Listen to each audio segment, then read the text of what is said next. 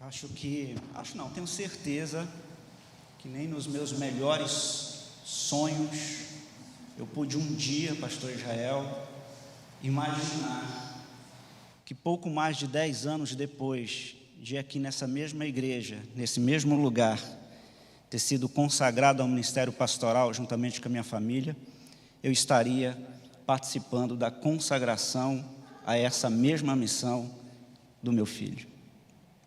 Gratidão a Deus, gratidão ao Senhor, gratidão a essa igreja que sempre cuidou do Rafael e de todos nós.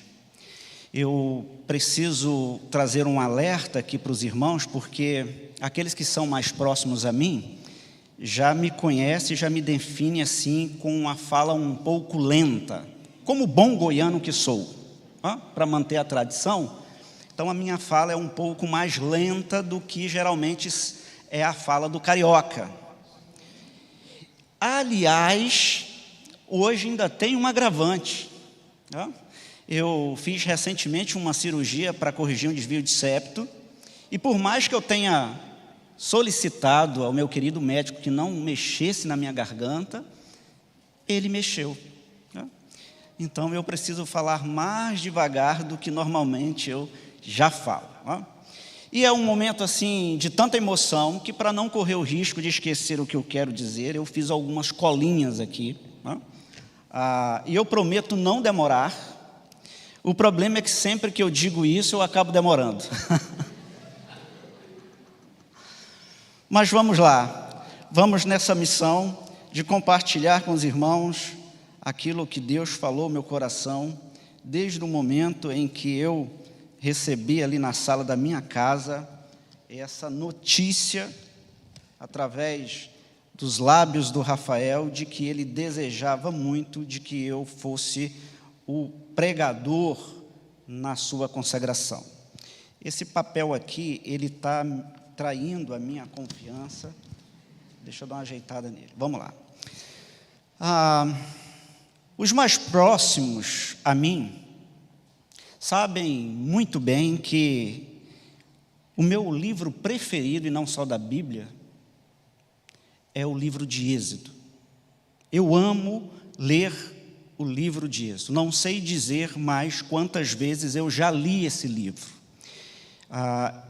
E esse livro, ele é o meu preferido porque eu penso que ele retrata exatamente quem eu sou, como eu sou.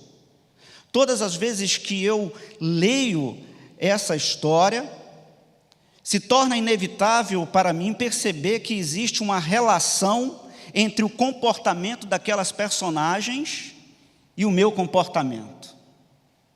Todas as vezes que eu leio esse livro, eu fico convicto de que, mesmo que de forma ilustrativa, eu possa afirmar de que estou em um êxodo, que eu estou rumo à terra prometida, e que esse caminho que leva à terra prometida, obviamente, obrigatoriamente, me leva a passar pelo deserto.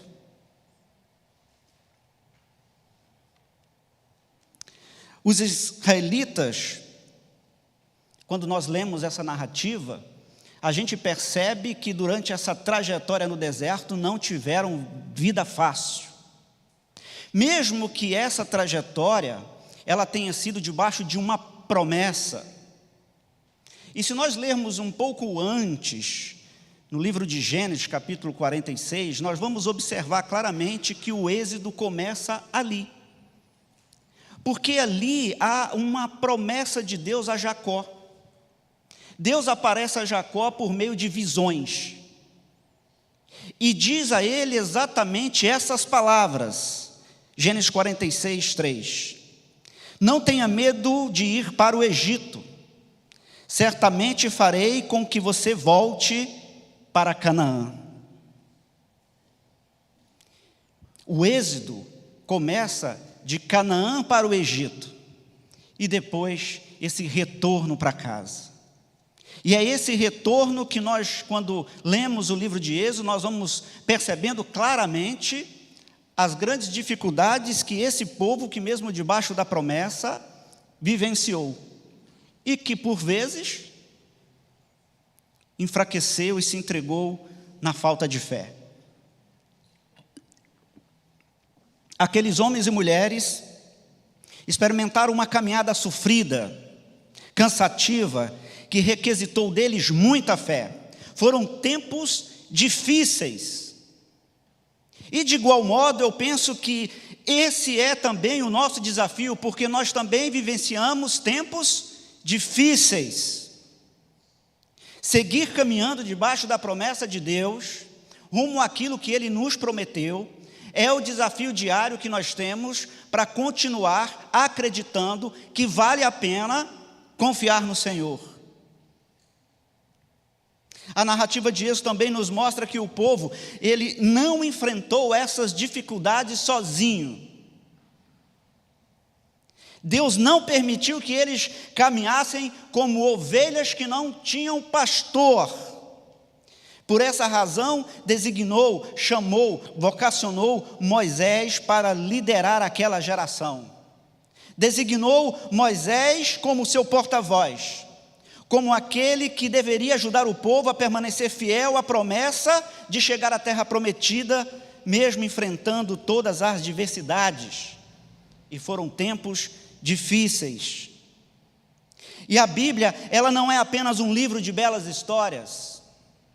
Nela nós vamos encontrar histórias de gente como a gente. E isso é magnífico, pois ela vai nos possibilitar olhar para as pessoas, para os líderes, para os vocacionados do passado, e com eles aprender tanto com seus acertos como com os seus erros. Todo líder erra, já errou ou ainda vai errar. E ele precisa saber como lidar com seus erros para que não se torne um empecilho para a sua autoridade, nem uma mancha para o seu legado.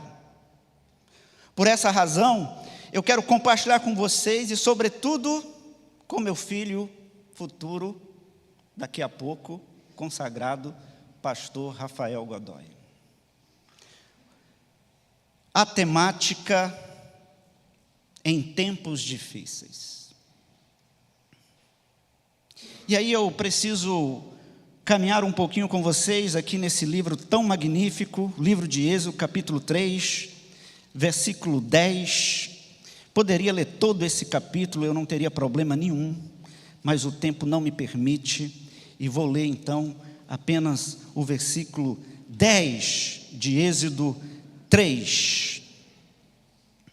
Agora venha, e eu o enviarei a Faraó, para que você tire do Egito o meu povo, os filhos de Israel. Essa história sobre a vocação, sobre o chamado de Moisés, ela é bastante conhecida. Penso que todos nós aqui já a conhecemos, que em algum momento a gente já leu essa história. Por essa razão eu não vou me ater nela, quero apenas usar como princípio para essa reflexão. Eu quero, na verdade, voltar um pouco antes, no capítulo 2, a partir do versículo 11. Eu quero ler o 11 e o 2, que diz exatamente o seguinte: naqueles dias, sendo Moisés já homem feito, saiu para visitar os seus irmãos e viu o trabalho pesado que faziam. Viu também que certo egípcio espancava um hebreu, um do seu povo. Olhou para todos os lados e, vendo que não havia ali ninguém, matou o egípcio e escondeu o corpo na areia.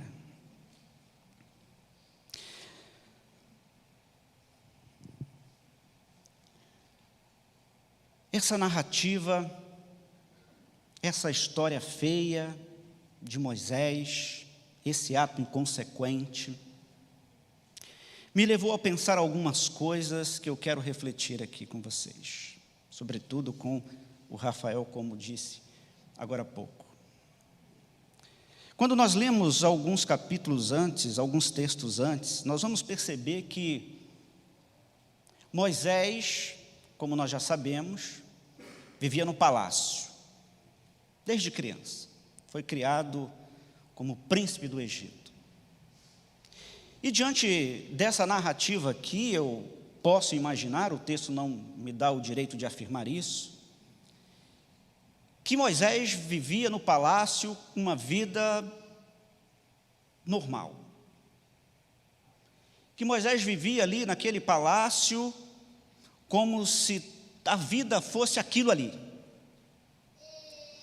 Que aquilo que ele vivenciava no dia a dia fosse o contexto normal.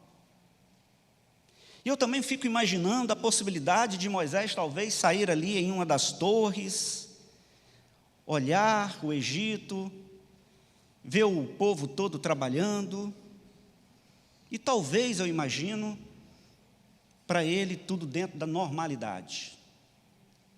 Está tudo normal. Por essa razão, imagino eu que durante todo esse tempo Moisés, permanecendo ali no palácio, observou tudo o que acontecia dos altos daquelas torres, e tudo então lhe parecia normal.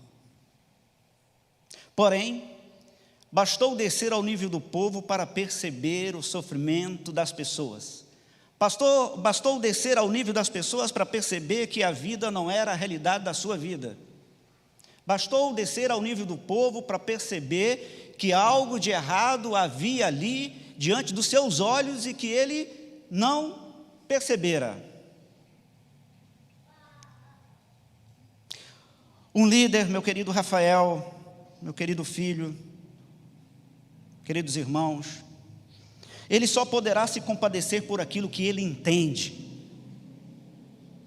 por aquilo que ele vivencia, por aquilo que ele conhece.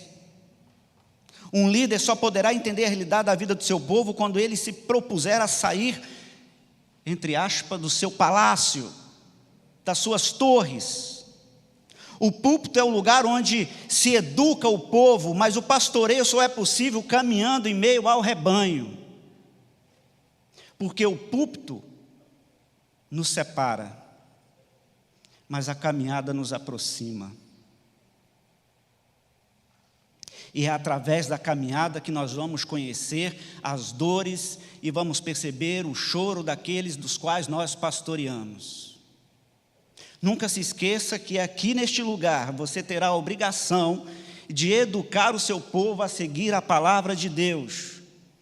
Mas também nunca se esqueça, se você de fato quiser conhecer as dores, os lamentos, as alegrias do seu povo, você vai ter que fazer esse caminho, descer e caminhar no meio deles. Como Jesus nos ensinou, sentar à mesa e compartilhar o pão. Versículo 12 vai nos contar que Moisés olhou para todos os lados e vendo que não havia ali ninguém, matou o egípcio. E aí é algo que a gente também tem que estar preparado.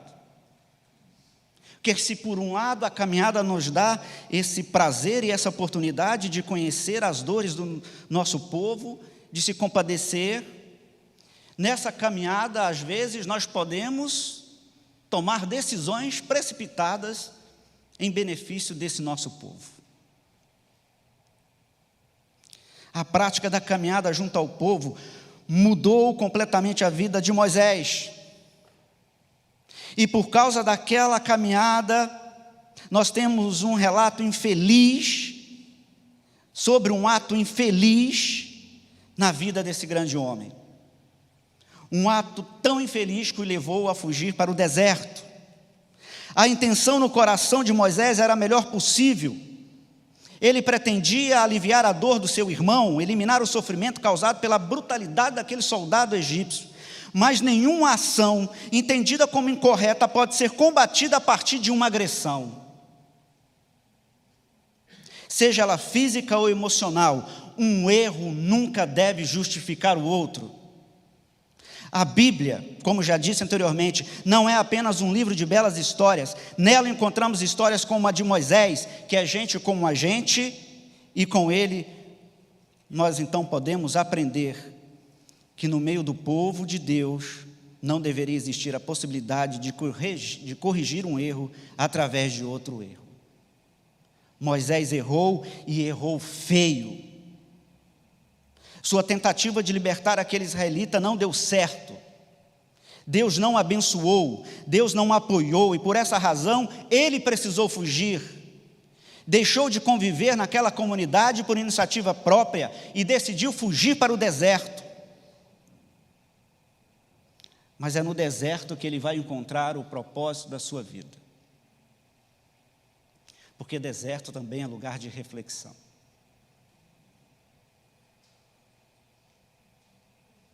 É no deserto que ele vai perceber o motivo para o qual ele nasceu. Por essa razão, nós precisamos voltar à primeira cena do Êxodo 3:10, em que relata o momento em que Deus diz que vai enviá-lo a Faraó para que ele tire do Egito o povo de Deus. É no deserto que Moisés é desafiado a se tornar instrumento de libertação, não apenas de um israelita, mas de toda uma nação. É no deserto que Moisés é desafiado a entregar-se completamente à vontade do Pai. É no deserto que Moisés é desafiado a deixar as suas vontades para seguir a vontade daquele que agora passa a ser o seu Senhor. É no deserto que Moisés é desafiado a acreditar na promessa que Deus fizera a Moisés: não tenha medo de ir ao Egito, certamente farei com que volte para Canaã. É no deserto que Moisés aceita se tornar o líder daquela geração. No deserto, ele aprenderia a humildade, e ao mesmo tempo que Deus usa a autoconfiança das pessoas, mas ele também quer usar a nossa humildade através da nossa fé no seu poder. Não há dúvidas de que Moisés enfrentou tempos difíceis. Pastorear aquelas pessoas não foi nada fácil. Quando nós lemos essa narrativa, nós percebemos que os israelitas eram incrédulos, eles tinham medo de morrer de fome e de sede, eram idólatras, colocavam confiança em amuletos e não em Deus, tinham uma memória fraca, se esqueciam facilmente dos milagres, dos livramentos que recebiam de Deus. E o salmista, ele pode facilitar a nossa lembrança desses episódios, quando ele apresenta a sua narrativa no Salmo 78, dos versículos 11 ao 17, ele traz uma explicação formidável a respeito disso. Diz ele: esqueceram o que ele tinha feito, as maravilhas que lhes havia mostrado, mas contra ele continuaram a pecar, revoltando-se no deserto contra o Altíssimo. A pergunta que eu tenho para você, Rafael, é se alguma coisa mudou. Se há alguma diferença daquele tempo para o tempo de hoje. Vivemos tempos difíceis, tanto quanto os nossos irmãos e o nosso grande irmão líder Moisés.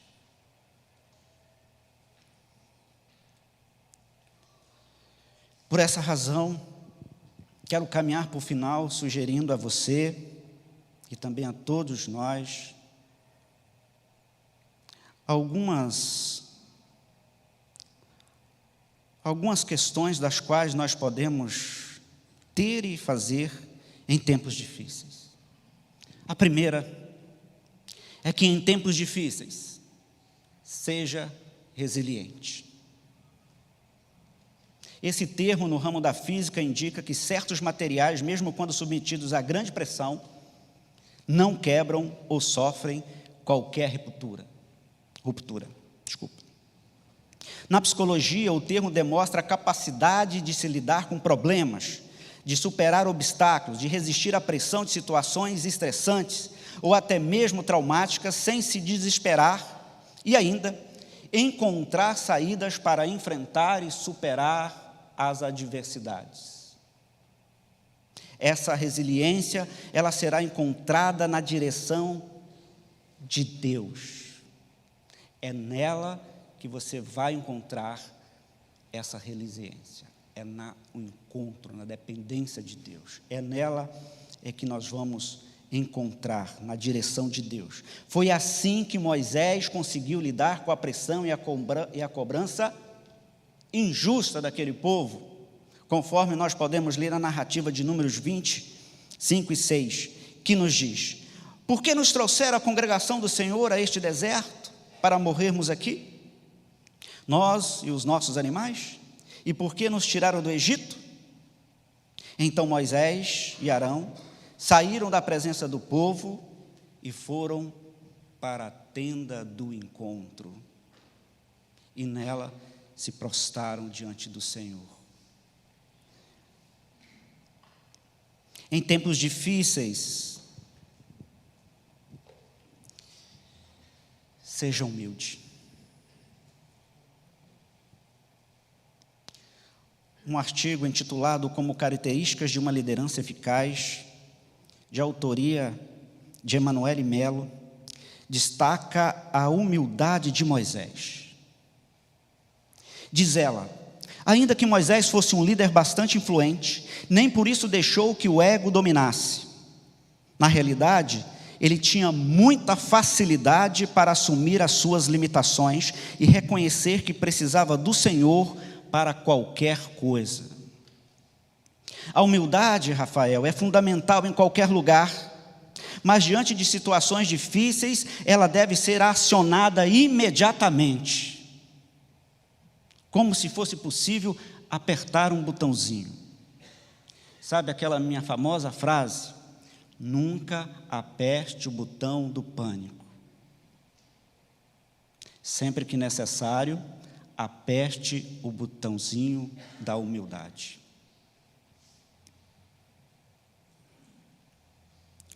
Caso contrário, se nós não fizermos isso, nós vamos correr o risco de que a nossa ação seja baseada na ignorância, em achar que somos capazes, usando um linguajar popular, de fazer justiça com as próprias mãos, ou fazer justiça em causa própria.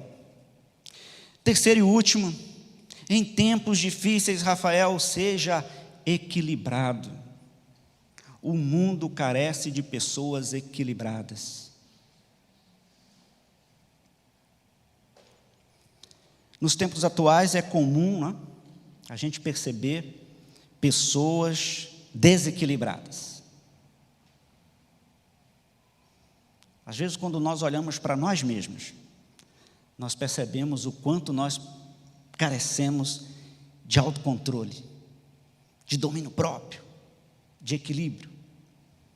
Eu não sei você, não sei vocês, mas por muitas vezes eu boto a mão na cabeça e me pergunto: por que eu fui falar daquele jeito? Por que eu disse aquilo? Nós recebemos hoje a visita de um amigo na nossa casa de muitos anos.